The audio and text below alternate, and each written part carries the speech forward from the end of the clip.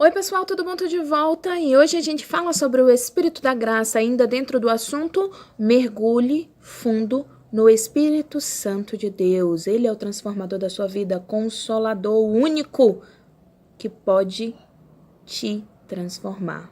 Vem comigo!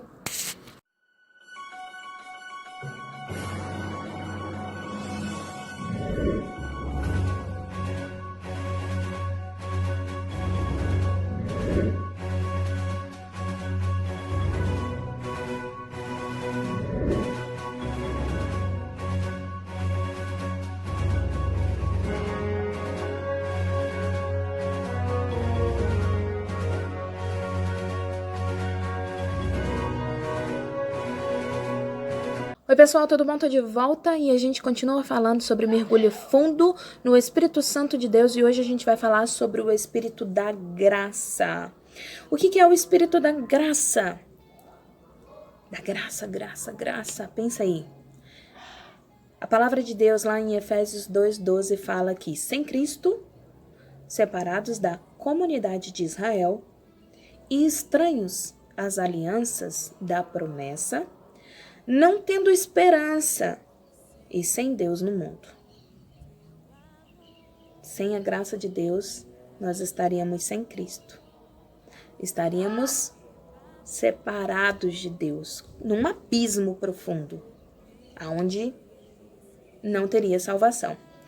O que é a graça? A graça é o favor imerecido, é o amor de Deus sobre a nossa vida, a justificação, a crucificação de Jesus. Essa é a graça sobre a nossa vida. A graça é simplesmente a salvação através da morte de Cristo, o Cordeiro que foi morto por nossos pecados, o meu pecado, o seu pecado, né? E o que acontece? Por conta dessa morte de Jesus Cristo, nós fomos justificados, porque Cristo, inocente, ele morreu numa cruz para nos salvar. Lá em Êxodo fala o seguinte, que Levíticos, quando Moisés está falando sobre as leis do Senhor, ele fala sobre o resgate, aonde um irmão pode resgatar o outro irmão, né, o parente, o tio, a família, pode resgatar e pagar a dívida dele para que ele não seja mais escravo, para que não haja mais pecado. A gente falou isso também na live, onde a gente fala militando, né, a carne e o espírito. Eu falei sobre isso também. O que acontece? Quando Moisés está falando essa lei, né, a lei que Deus deu para ele estava abrindo a brecha onde existia o seguinte: se um irmão pode pagar pelo meu pecado e a partir daí eu não preciso mais pagar por aquilo, o meu pecado é perdoado, a minha dívida é perdoada, então Jesus Cristo, como nosso irmão adotivo, poderia vir à terra para morrer na cruz e me salvar e nos resgatar e pagar a nossa dívida de morte. Por quê? Porque lá no Éden, Deus disse o seguinte para o homem: não coma do fruto do conhecimento do bem e do mal, porque se você comer desse fruto, certamente morrerás. E aí o que acontece? O homem vive em pecado, esperando uma morte eterna. Por quê? Porque a partir do momento que ele tem conhecimento do bem e do mal, ele não é mais inocente, né? Ele não tem mais inocência, então ele sabe o que é certo e o que é errado. Então, se a carne tende a fazer o que é errado, tende a fazer o que é pecado, ele tende a ir para o caminho errado. E aí a palavra diz assim: porque todos pecaram e destituídos estão da glória de Deus. E aí Jesus Cristo, como nosso irmão, vem à terra, morre na cruz e nos salva, pagando assim pelo nosso pecado e nos tornando libertos, salvos, curados e transformados pelo sangue derramado. Fomos resgatados, como lá na lei. Deus é esperto, né? Inteligentíssimo. E aí o que acontece? Cristo, esse Cordeiro, justifica o nosso pecado e aí nós nos tornamos filhos de Deus, né? Pelo amor imerecido. Nós não merecemos o amor de Deus, para que a gente não se glorie. Deus não quer que a gente tenha a glória por isso, e sim a graça, o Espírito da graça sobre a nossa vida. E por essa graça nós somos transformados, né?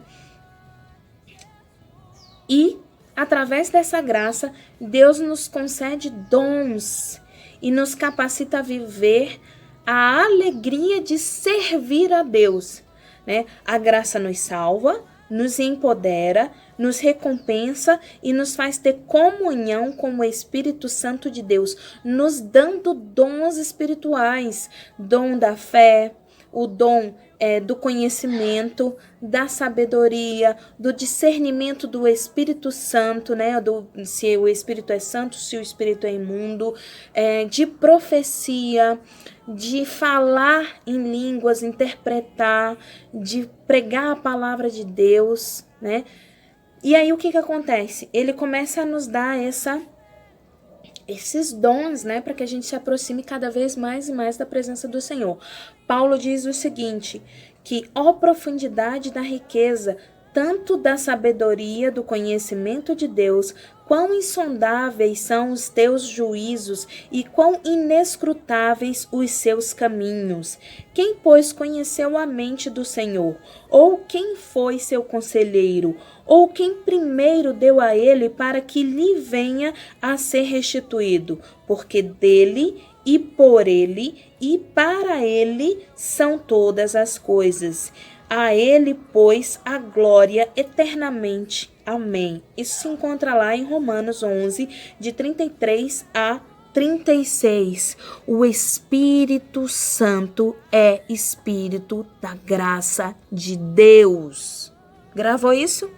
O Espírito Santo é o Espírito da graça de Deus. E ele ministra a sua graça em cada um de nós, a cada segundo da nossa vida. A Bíblia diz em Hebreus 10, 28, 29 o seguinte: sem a misericórdia, morre pelo depoimento, ou 3 testemunhas, quem tiver rejeitado a lei de Moisés. De quanto mais severos castigos julgai vós, será considerado digno aquele que colocou aos pés do Filho de Deus e profanou o sangue da aliança com o qual foi santificado e ultrajou o Espírito da graça. Então, aquele que rejeita, aquele que não quer esse Espírito da graça, do sofrimento que Jesus passou para nos dar salvação, esse vai sofrer a condenação. Hebreus 10, 31 fala: horrenda coisa é cair na mão do Deus vivo. Eu não quero. Né? Davi fala que eu prefiro a justiça de Deus sobre a minha vida, porque ele é misericordioso, do que a dos homens. Mas eu preciso estar na graça de Deus para viver essa justiça. Porque se eu não estiver na graça de Deus, eu estou na lei. Se eu estiver na lei, eu sou julgado pela lei. E só Jesus venceu a lei. Então, peça nas suas orações, mais uma vez, tenha comunhão com Deus, faça dele o seu melhor amigo. Ele te quer com ele. Então, inclua nas suas orações de dia e de noite que o Espírito da graça esteja sobre a sua vida para que haja transformação. E é isso que eu queria deixar para vocês hoje. E a gente volta falando sobre o espírito de súplicas. Eu aguardo vocês. Fica ligado.